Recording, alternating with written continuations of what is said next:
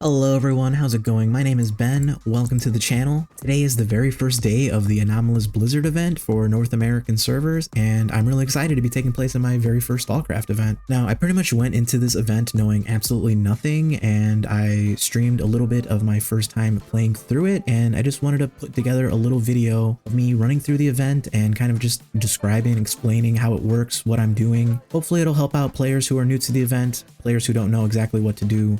Hopefully it'll help point you in the right direction. Don't be like me and jump in and die to the cold immediately because you don't know that you're supposed to run to the heater right away. Just a quick heads up, I'm only showing the Frostfighters side of this particular event. I'm not showing any of the adept gameplay or like the zombie gameplay. From what I gather, it just doesn't seem worth it to finish out the event as the zombies, so the few times that I do die right away, I usually just log out and come back in as a Frostfighter to try to complete the event as a human. And I just wanted to point out that this is by no means a comprehensive guide to this event. This is just the information that I myself have noticed and gathered, and I just wanted to share it with y'all. So let's just jump right in and do one of the events. Pretty straightforward. Go to your pause menu, click Anomalous Blizzard, click this event to go into the Blizzard. Once you get there, you'll be at your respective team's base, either Stalker or Bandit. If there's not enough players, I think you need 20 players total, you'll see the player count, X number out of 20. You're waiting for the 20 people to load in. During this time, you can talk to the merchants and you can buy any items you might want to take with you for the little Blizzard event. I highly recommend not taking in anything you can drop. The event provides pretty much the basics that you need. Once you get 20 players, I think it's a 5-minute countdown that starts. Once that starts, you'll see on the map, there will be 3 locations where you have to defend the heater installations. So do your best to make it there before the time runs out. If you load in to the base area in the state farm and the timer's already going, start running for the heater immediately, because once that timer's done, the blizzard's going to start and you're going to die from the cold. And I don't think there's any way to stave off the damage. It's pretty serious damage. Plus, once the cold sets in, you can't run anymore. It's like your stamina bar's locked. So if you load in, you see the player count, you have some time to chill, buy whatever you might want to take with you. Once the timer starts, make a run for the heaters. Let's do one right now. We'll hop in. So when it's first loading in, the first thing I want to take a look at is, so we're waiting for 3 out of 20 players. So I do have time to chill. Let's check out the ammo. Burnt fuzz ammo. This is like the specialty ammo for this event. It does 15% fire damage, 5% bleeding, plus 25 stopping power. So if you want to mess around, take some of this. If you forgot to get a plate, or if you forgot anything, this guy has your backup stuff. This guy over here, you can trade, I believe, what you've earned out and about in the State Farm map once the installation part is over. I think you can spend what you earn out there on this guy. So I can't do anything with this guy yet. If I try to buy, he's just like requesting crafting materials. So once we get enough players, the timer will start and things will spawn on the map, and I'm just going to make a mad dash for it. I'm not even going to buy any ammo or I'm not going to buy anything here because, like I said, the thing will provide everything I need. Make sure you find where the door is, because that killed me the first couple times. Here's the front door for the Stalker base. Through a hallway, there's these big blast doors. It's also marked too. It has this side quest marker, Frostfighter base entrance. We're just waiting. All right, so the timer started. We have 5 minutes. I'm just running out here, looking at the map. These heating installations have already spawned in. These are what we're protecting. I'm just gonna pick the nearest one and run for it. That's usually what most players do that I've noticed. There are 3 total you have to defend between 20 players, but in my experience, I think everyone just runs to the nearest heater and we all just defend the same one. I believe as long as one of them survives, the human team wins. Go, go, go.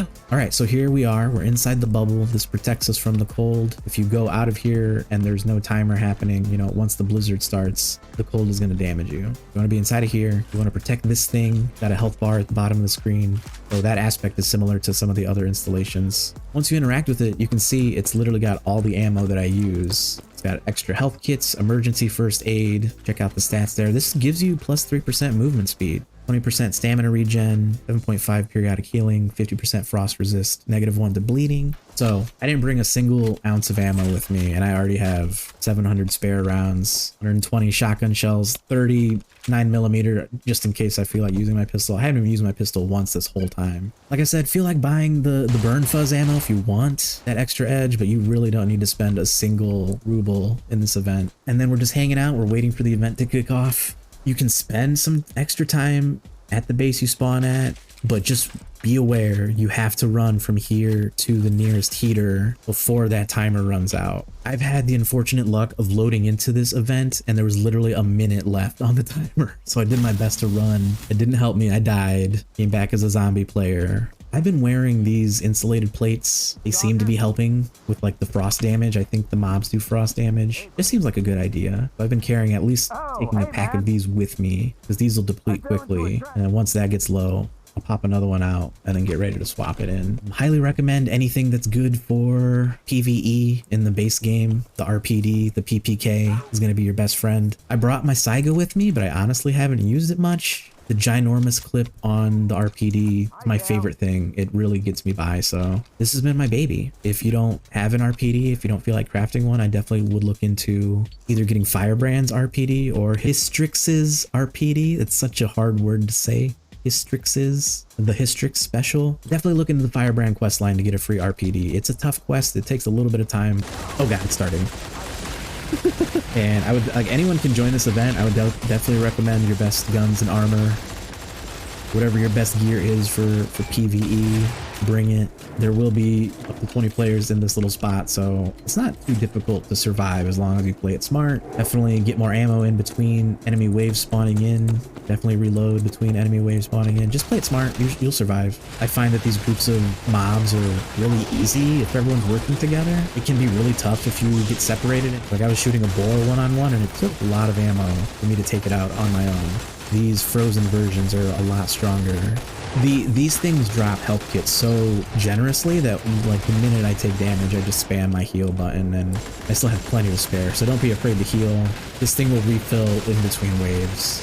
So don't ever worry about running out of ammo. Your biggest concern with ammo is if you're not refilling regularly, you might be in danger if you run out in the middle of a wave and you have to run in here and grab the ammo, because this is where all the monsters are congregating. Grab it when it's quiet. If you're trying to re-up in the middle of a wave, it can be very dangerous. I didn't mention there's no friendly fire, so you don't have to worry about that. You just ammo dump freely, you don't have to worry about hitting your friends. Another big thing is just the chaos. It's like so hard to make sense of what's happening. As long as your bullets are hitting mobs, you should be getting experience. There's like participation points coming in right above the health bar for the installation. So again, I feel like it's just as long as you're participating in this little blizzard, you know, defending the heaters, you're gonna get experience, you're gonna level up your event pass. Defending the installation itself lasts 20 minutes. And then you have the 5 minutes leading up to it, you know, for you to get to the heater in time. So overall, about 25 to 30 minutes, depending on how quickly other players load in for the whole thing. So we have 10 seconds left. Just gonna grab what I can while it's free. All right, we survived the installation part. So we have 5 minutes where there's a truce between Stalker and Bandit teams. So while this is happening, it seems to be in my best interest to run around and do as many of the events as I can. These supply crates give you extra ammo and stuff. If you didn't loot the heating installation before those disappeared, you can always come over here and grab one of these. It should refill whatever ammo you're using.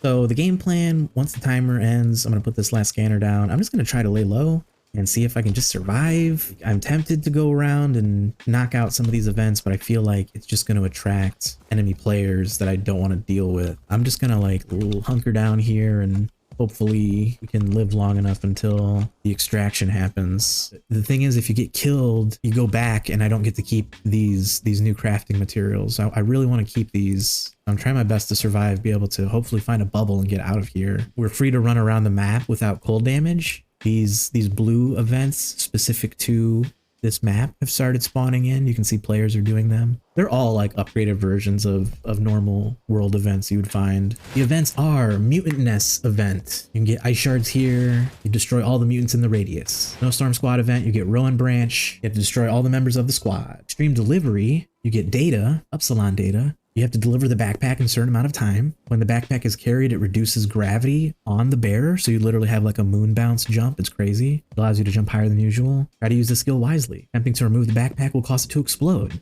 The player fails to deliver the backpack within the allotted time.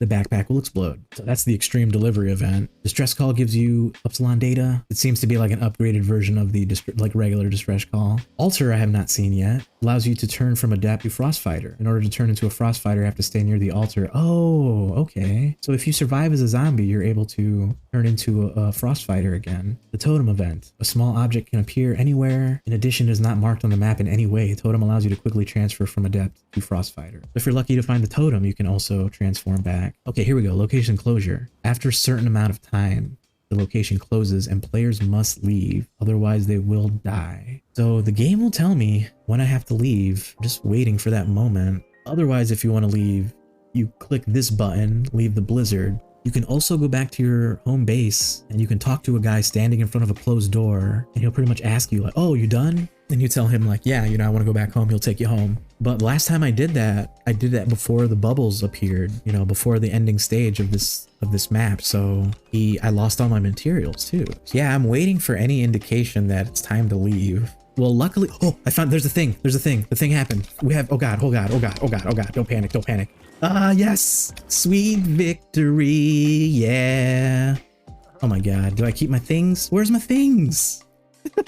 So I guess what you're supposed to do is collect the mats, go back to the State Farm base, and then spend them before we die. All right, so yeah, that pretty much wraps it up. Thank you all for watching. I hope that helped describe the event a little bit. Hopefully that'll point you all in the right direction. Highly recommend that you use anything you gather within the Anomalous Blizzard map before you escape, before you leave, or before you get killed. Otherwise, you're going to drop all those new materials. You're not going to be able to redeem it for the cool new stuff that the merchant offers. So definitely go back to your base and redeem all that stuff before you escape, before you extract. And again, I didn't show any footage or have any information about the Adept side of this event. From what it seems to me so far, it just doesn't seem worth it to finish out the event as a zombie. It just seems so much worth it to finish it out as a Frostfighter. And once again, I just wanted to stress that this information is by no means comprehensive. This is just the things that I personally noticed, so hope it helps you all. Please let me know if there's anything that I missed, any hints or tips or details, please share. And who knows, they might even come around and update this event and make a few changes, so just be aware of that when you're watching this. Thank you all for tuning in. Thank you for watching. I hope you enjoyed. Feel free to subscribe for more content. Please like and comment if you enjoyed, and I'll see you all again for the next video. Thank you.